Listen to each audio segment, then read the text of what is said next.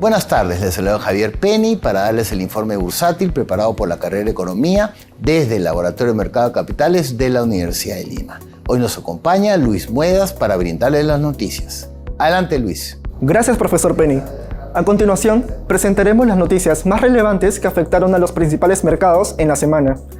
Los mercados estadounidenses presentaron rendimientos en su mayoría positivos, luego de que los inversionistas asimilaran, por un lado, la publicación de datos económicos que revelaban que la economía estadounidense creció un 3.3% en el cuarto trimestre, superando las previsiones del 2%. Asimismo, se obtuvo que la inflación subyacente, medida por el índice PCE, se mantuvo en el 2% en el cuarto trimestre, en línea con el periodo anterior y con el objetivo de la Reserva Federal, lo que aumentó las expectativas de un recorte de tipos en marzo. Por otro lado, en cuanto al frente corporativo, se reportó que Tesla cayó un 12.1%, registrando su peor día desde el 2020, tras unos beneficios e ingresos por debajo de lo esperado, mientras que Netflix subió un 10.7% después de que sus ingresos superaran las previsiones, así como también su número de abonados. En Asia, se presentaron rendimientos mayoritariamente positivos, pues el Banco Popular de China anunció inesperadamente el miércoles que reducirá en 50 puntos básicos el coeficiente de reserva de los bancos el próximo mes en un intento de impulsar la economía del país que atraviesa dificultades. Además, por el lado de Corea del Sur, el PBI trimestral mostró cifras que superaron a los estimados. Por el lado del gasto, se registró que el consumo privado mantuvo una tasa de crecimiento del 0.2%, ya que el gasto de consumo final de los hogares residentes en el extranjero aumentó, aunque el gasto en bienes disminuyó.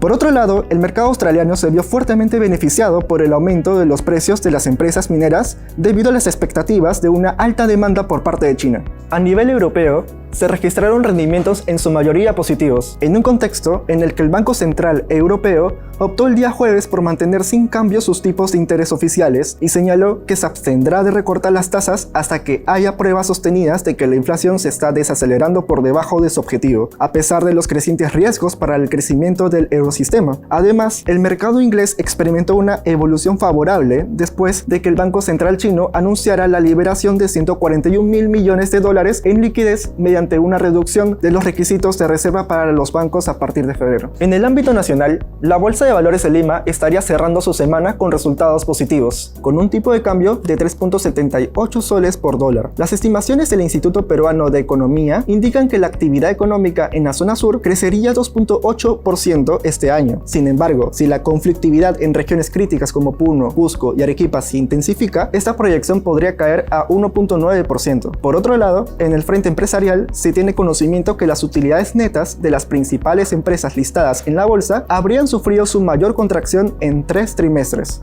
Entre ellas, se estima que aquellas que se orientan a la demanda interna habrían bajado en 24%. Ahora veamos las acciones corporativas peruanas que registraron las mayores ganancias en la semana.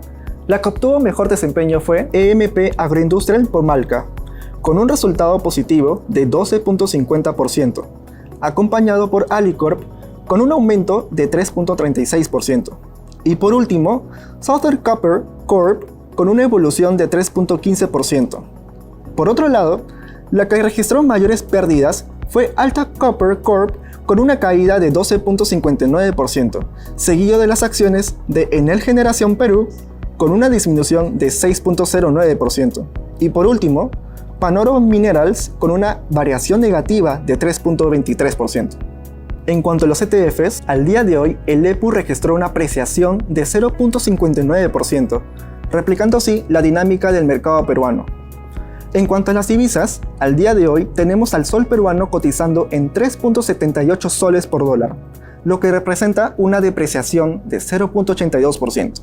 Respecto al resto de monedas regionales, el peso chileno se depreció en 0.93%, el peso colombiano se apreció en 0.09% y el peso mexicano se estaría apreciando en 0.09%. Por otro lado, el euro presenta una apreciación en 0.24% y finalmente el yen japonés se ha depreciado en 0.14%.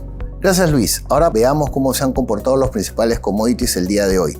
Podemos observar que el precio del barril de petróleo WTI y Brent se cotizan en 77.12 y 82.37 dólares. Así, de manera intraday, varió menos 0.31% y menos 0.07%, mientras que en lo que va del año, más 7.63% y más 6.92% respectivamente.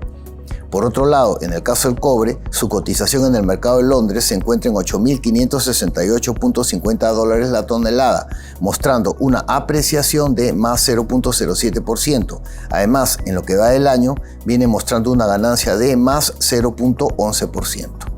En el caso del oro, se encuentra en $2.017.36 la onza, con una depreciación en su valor de menos 0.17%, y en lo que va del año viene mostrando un rendimiento negativo de menos 2.21%.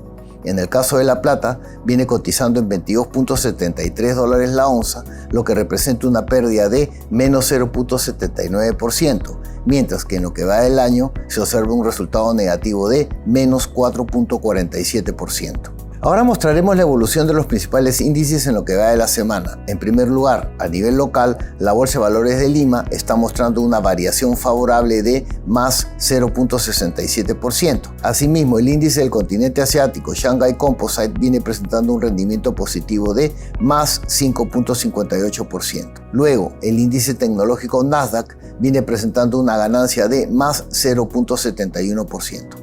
Y por último, el índice paneuropeo Stock 600 está presentando una apreciación de más 2.07%. Este fue el informe bursátil preparado por la carrera de Economía de la Universidad de Lima. Muchas gracias, hasta la próxima.